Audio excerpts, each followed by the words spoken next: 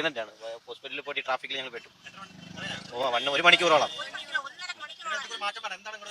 ഏതെങ്കിലും ഗ്രൗണ്ടിലോട്ട് മാറ്റുന്നത് നല്ലതായിരിക്കും എന്നൊരു സജഷൻ. ഇതേപോലെ ജനങ്ങൾക്ക് പോകാൻ വയ്യാത്ത രീതിയിൽ ഈ ബ്ലോക്ക് ചെയ്ത് വെച്ചാൽ വലിയ ആവശ്യമുണ്ട്.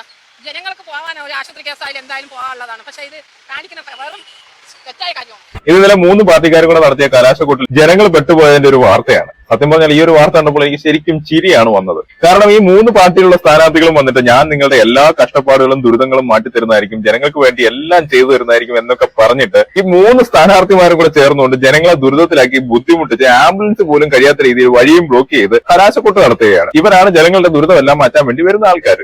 എന്തായാലും ജനങ്ങളുടെ ദുരിതമൊക്കെ മാറ്റാന്ന് പറഞ്ഞ് വാഗ്ദാനങ്ങൾ തന്നിട്ട് ആ ജനങ്ങളുടെ തന്നെ വഴി മുടക്കുകയാണ്. എന്തോ എന്തായാലും ഇതൊക്കെ നമ്മുടെ നാട്ടിലേ നടക്കുകയുള്ളൂ.